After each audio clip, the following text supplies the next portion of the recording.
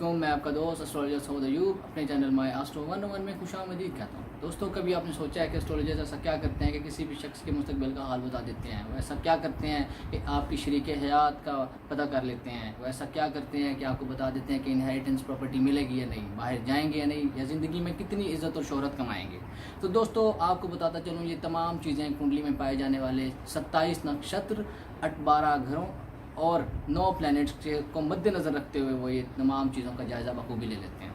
तो दोस्तों, आज मैं आपको बताऊंगा कि पहला घर आपकी शख्सियत पर क्या असर डालता है। तो आज हम डिस्कस करेंगे पहले घर से आपकी फ़िज़िकल अपीयरेंस, आपकी बॉडी फिज़िक और आपकी जो है वो शक्ल सूरत का पता चलता है, आप कैसा दिखते हैं।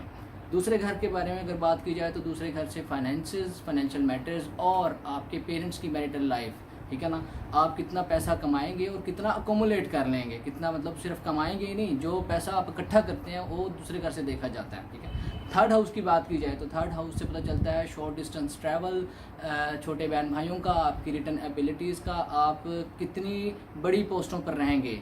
और छोटे घर से, तीसरे घर से ये भी देखा जाता है कि आप सरकार से आपको फ़ायदा होगा या नहीं, ठीक है। तो अगर हम बात करें तो सन अगर तीसरे घर में हो तो ऐसे लोग सरकार के अंडर काम करते हैं। अब बात करते हैं चौथे घर की। तो चौथा घर आपकी मदरलैंड का है, आपकी मदर का है, आपकी मदर की हेल्थ कैसी रहेगी, आपके रिलेशंस जो है वो मदर के साथ कैसे रहेंगे, इमूवेबल प्रॉपर्टीज़ का होता है, ठीक है ना, लंग्स और हार्ट डिजीज़ भी जो है वो हम चौथे घर से देखते हैं। तो इसी तरह हम बात करते हैं पाँचवें घर की। तो पाँचवें घर से आपकी एजुकेशन और आपके चाइल्ड बर्थ का देखा जाता है। जो लोग कपल्स होते हैं उनकी प्रेडिक्शंस हम पाँचवें घर से देख के देखते हैं कि उनके बच्चों के मामलात कैसे हैं, बच्चे होंगे या नहीं होंगे, अगर होंगे तो कितने होंगे, मेल होंगे या फीमेल होंगे, ये तमाम बातें हम पाँचवें घर से पता चलती हैं। जो लोग पॉलिटिक्स में हैं उनका पता भी पाँचवें घर से चलता है। इवन मतलब ये जो पाँचवां घर है हमें पॉलिटिक्स के बारे में भी बताता है।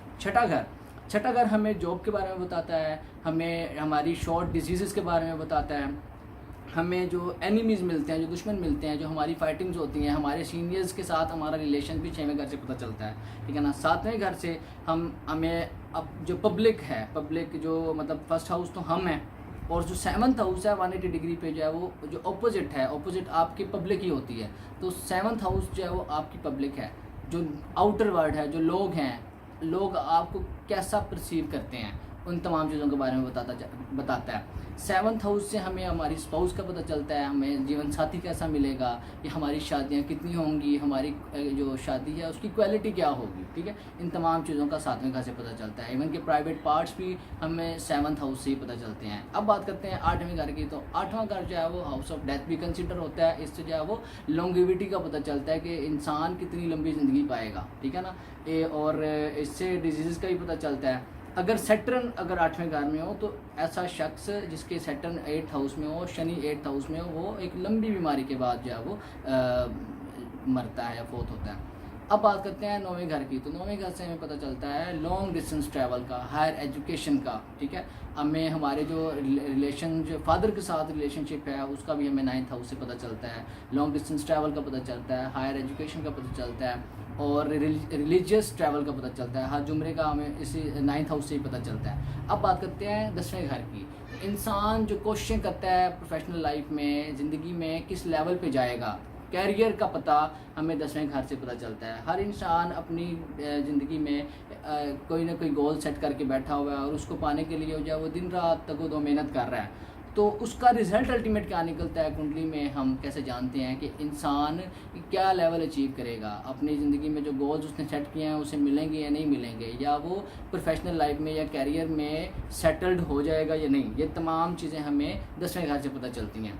अब बात करते हैं 11th हाउस की। तो 11th हाउस होता है अब्रॉड सेटलमेंट का, हमारे दोस्तों का होता है। हमें दोस्तों के बारे में बताता है कि हमें कितने अच्छे दोस्त मिलेंगे ज़िंदगी में। हमें इस बारे में बताता है कि हमें मनी फ्लो कितना रहेगा। सेकंड हाउस की बात की थी मैंने, तो सेकंड हाउस में मनी अकोमुलेट कितनी होगी। और 11th हाउस की बात करें तो 11th हाउस से पता चलता है कि पैसे का जो फ्लो है, कि पैसा आता कितना है। इन तमाम चीज़ों का पता हमें 11वें घर से पता चलता है। हमें कितने अच्छे मित्र मिलेंगे, दोस्त मिलेंगे, इसका पता भी हमें 11वें घर से चलता है। अब बात करते हैं कुंडली में पाए जाने वाले आखिरी घर की, जिसे हम 12वां घर कहते हैं। तो 12वें घर से हमें पता चलता है हॉस्पिटलाइजेशन का।